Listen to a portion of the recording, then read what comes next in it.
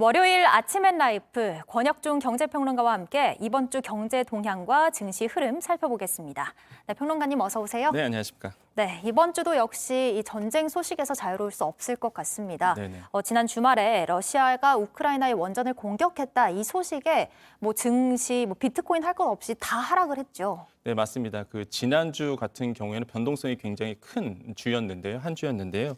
지난주 중반까지는 우크라이나 사태로 인해서 미국 연준의 긴축 강화가 좀 완화될 것이다라는 이제는 기대감 때문에 사실 좀 오르기도 했었습니다. 예. 근데 주 후반 가서는 아무래도 이제는 변동성이 워낙 심하다 보니까 우리나라나 뉴욕 증시도 이제 다시 한번 그 오름세를 내줬던 하락세로 이제는 돌아섰는데요. 우리나라 코스피 지수 같은 경우에는 2,713.43포인트로 이제 마감을 했습니다. 사실 우리나라 장 마감 후에 나왔던 이슈가 뭐였냐면은 핵전쟁. 이런 이슈였거든요. 네. 이 핵전쟁이 될 수도 있다라는 우려스러움에 이제 뉴욕 증시는 또 하락 반전했던 이런 어떤 변동성이 굉장히 컸던 한 주였다라고 평가해 볼 수 있습니다. 네, 이 전쟁이 길어지면 아무래도 우리 실생활에도 영향을 크게 미칠 수밖에 없는데요. 네. 일단 국제 유가가 지금 엄청 올랐습니다. 네, 저도 개인적으로 너무 부담스러울 정도로 오르고 있어서 사실 기름값 어떻게 하지? 이런 우려스러운 부분이 있는데 일단은 서부 텍사스산 원유 같은 경우에는 일단 배럴당 115달러로 돌파를 했거든요. 예. 그러니까 이게 본다 그러면 11년 만에 최고치로 오른 겁니다. 네. 근데 서부 텍사스유뿐만 아니라 우리나라에서 수입하는 이제는 두바이유 같은 경우에는 현물 가격 4일 기준으로 배럴당 108.84달러를 이제 돌파를 했습니다. 그럼 우리나라의 영향을 한 2주에서 3주 차이로 들어오기 때문에 우리나라의 기름값은 굉장히 높아질 수밖에 없고 사실 이게 침공 직전에는 이게 봤을 때 한 90달러 안팎이었거든요. 네. 그렇게 본다 그러면 거의 20%더 올랐다라고 볼 수가 있겠고요. 그렇게 된다 그러면 사실 우리나라의 기름값도 오르게 됩니다. 또한 미국도 마찬가지인데요. 미국 휘발유 가격 갤런당 한 4달러를 돌파를 했다. 그리고 금방 나왔던 로이터 통신의 이제 속보에 따르면은 사실 지난주 미국의 가솔린 가격이 한 11% 상승해서 2008년 이후에 최고치로 올랐다라는 외신도 계속 나오고 있거든요. 네. 굉장히 부담스러운 부분도 있고 무엇보다 아까 리포트에서 잠깐 나왔지만은 러시아 원유의 수출 금지를 조치하겠다 네. 이런 이슈가 나오면서 사실 국제 유가는 더더욱 오를 수밖에 없는 상황으로 지금 가고 있다라고 말씀드립니다. 지금보다 더 오른다는 게 사실 상상이 안 될 정도인데요. 이렇게 기름값이 치솟자 이제 정부에서는 유류세 인하 방안을 연장하겠다 이렇게 발표를 했는데 네네.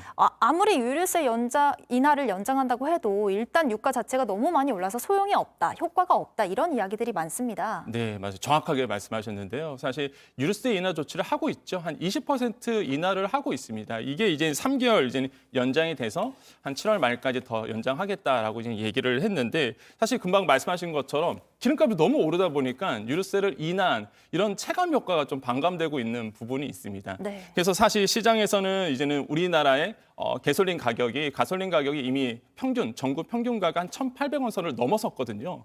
그러다 보니까 체감하는 게 굉장히 느끼게 되고 이러다 보니까 이런 유류세의 인상률을 인하율을 좀 더 이렇게 더 뎁스 있게 더 길게 가자. 그래서 폭넓게. 예, 그렇죠. 네. 한 20% 인하인데 한 30% 가자. 25% 가자. 이런 얘기를 하고 있거든요.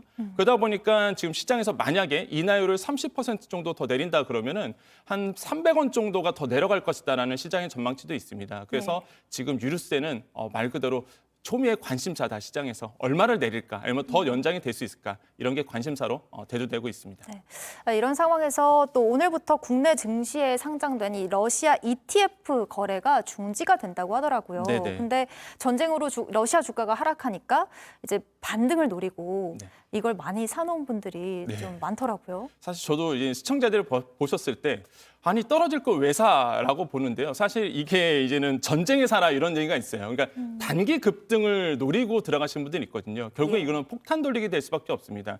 실제 자료에 따르면은 저가 매수를 보고 2주간 이제 ETF 러시아 관련돼서 러시아 지수를 추종하는 ETF에 투자된 금액이 한 750억 원 정도가 되는데 국내 같은 경우에는 한 280억 원 정도가 ETF에 들어가 돼 있고요. 해외 주식 같은 경우 러시아 ETF에 한 미국 주식이 한 466억 정도가 이제 개인 투자자들이 우리나라에 투자를 했습니다. 이런 걸 봤을 때 어차피 이제는 제로로 수렴될 수밖에 없거든요. 예. 결국엔 지금 상황으로 본다 그러면 왜 투자를 할까 본다 그러면 역시나 단기 급등을 노리고 사실 이렇게 되면은 어떤 현상이 나냐면 폭탄 돌리가 되거든요. 누군가는 받아줘야 되는 부분이 있기 때문에 네. 굉장히 주의를 요망된다라고 말씀을 드립니다.